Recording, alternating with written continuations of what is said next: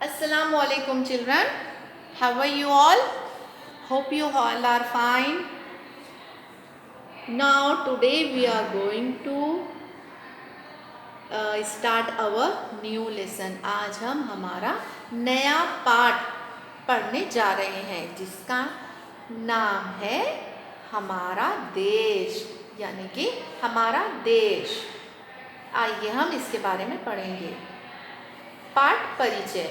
यहाँ देखिए, प्रत्येक देश के अपने राष्ट्रीय चिन्ह होते हैं, यानी कि हर एक देश का अपना सिंबल होता है। भारत के भी कुछ ऐसे राष्ट्रीय चिन्ह हैं, यानी कि भारत देश के भी कुछ ऐसे राष्ट्रीय चिन्ह हैं जिसकी हमें सुरक्षा व सम्मान करना चाहिए, यानी कि हिफाजत और रेस्पेक्ट करना चाहिए। हमारे राष्ट्रीय चिन्ह कौन कौन से हैं, आइए पाठ पढ़कर जानें। हमारे राष्ट्रीय चिन्ह कौन कौन से हैं बच्चों, इस पाठ को पढ़ने से हमें पता चलेगा। चलिए, भारत एशिया महाद्वीप का एक विशाल देश है, यानी कि भारत क्या है, एशिया महाद्वीप का एक विशाल देश है जिसका पूरा विश्व सम्मान करता है, यानी कि बच्चों जिसका पूरा विश्व सम्मान यानी रेस्पेक्ट करता है।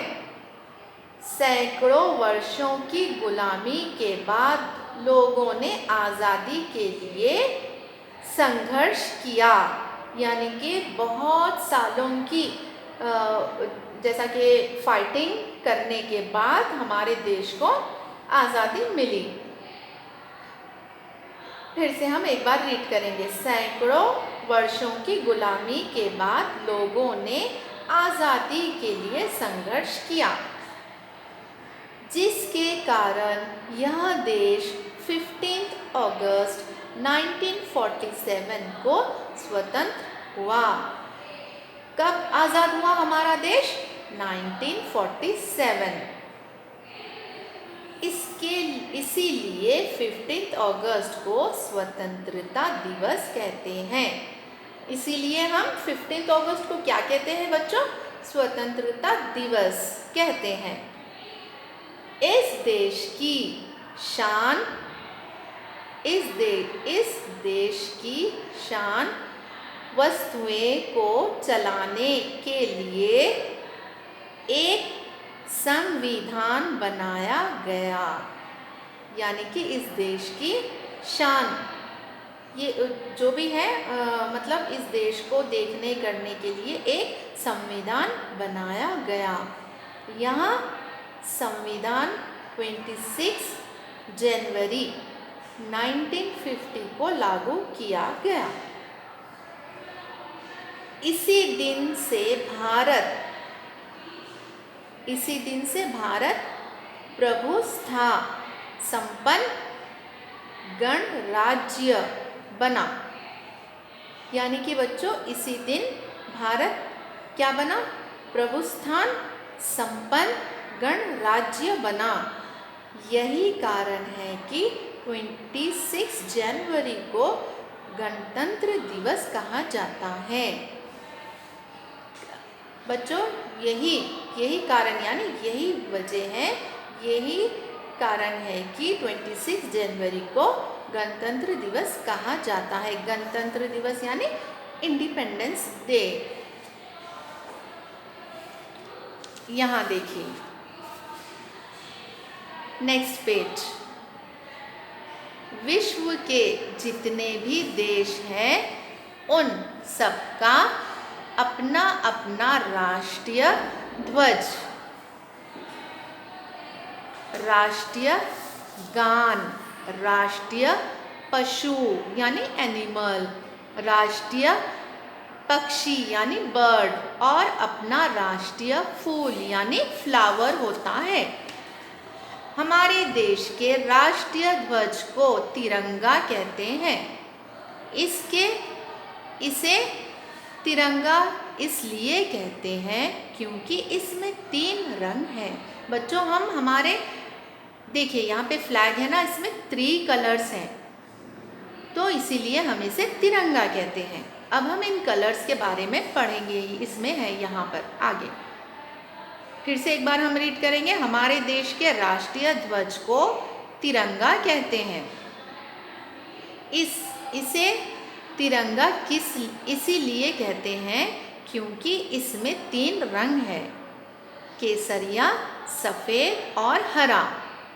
ध्वज के सफ़ेद रंग की पट्टी के बीच में एक चक्र बना है। यहाँ देखिए बच्चों, ये झंडे में ये सफ़ेद रंग के बीच में एक ये चक्र है।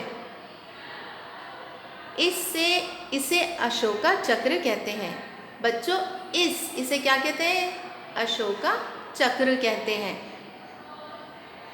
अशोक चक्र में 24 तितलियां हैं। तितलियां यानी ये लाइंस, यहाँ पर ये चक्र में जितने लाइंस हैं ना, वो पूरे टोटल कितने हैं बच्चों? आपको नज़र आ रहे हैं ना आपकी बुक में?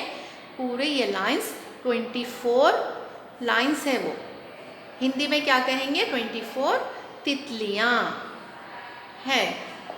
इस ध्वज के तीनों रंग हमें अलग अलग भावनाओं की प्रेरणा देते हैं।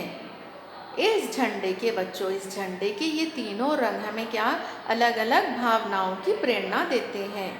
केसरिया रंग हमें त्याग और बलिदान के लिए तत्पर्य करने की प्रेरणा देता है। केसरिया यानी ये वाला कलर हमें त्याग और बलिदान देने के तात्पर्य देता है।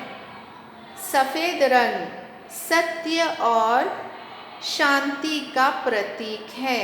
बच्चों ये देखिए, यहाँ पर झंडे में सफ़ेद रंग है जो है सत्य यानी सच, और शांति यानी सत्य और शांति का प्रतीक है।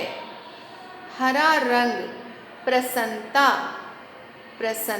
प्रतिशम और हरियाली का प्रतीक है। ये है हरा रंग। ये क्या है बच्चों?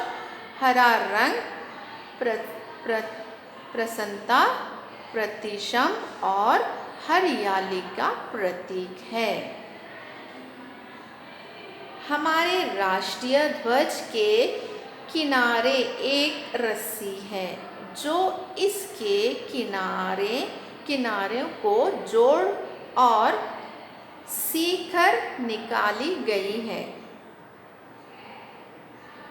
तथा डंडे से बांध दी गई है। बच्चों जो झंडा चढ़ाते वक्त जो हम रस्सी बांधते हैं ना डंडे पर, उस बारे में है ये। तथा डंडे से बांधी गई है। जब यह झंडा हवा में फहराता है तो हमारा मन हर्ष से झूम उठता है। बच्चों जब हम झंडा लहराते हैं तो हमें खुशी होती है ना, उसका मीनिंग वही है, हर्ष से झूम उठता है। स्वतंत्रता दिवस तथा गणतंत्रता दिवस जैसे राष्ट्रीय स्वतंत्रता दिवस, गणतंत्रता दिवस जैसे राष्ट्रीय पर्वतों पर यह ध्वज बड़ी धूमधाम के साथ फहराया जाता है। यानी कि बच्चों ये 15 अगस्त को और 26 जनवरी को, इन 2 दिन भी ये झंडा हमारा बहुत ही खुशी से हम लहराते हैं। भारतीय संविधान द्वारा स्वीकृति राष्ट्रीय ध्वज हमारा मान, हमारी आन तथा हमारी शान है। हम इसे संविधान से प्रणाम करते हैं।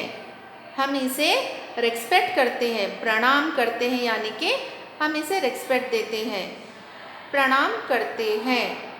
हमारे देश के राष्ट्रीय प्रतीकों में पशुओं, पक्षियों एवं फूलों और भी स्थान दिया गया है।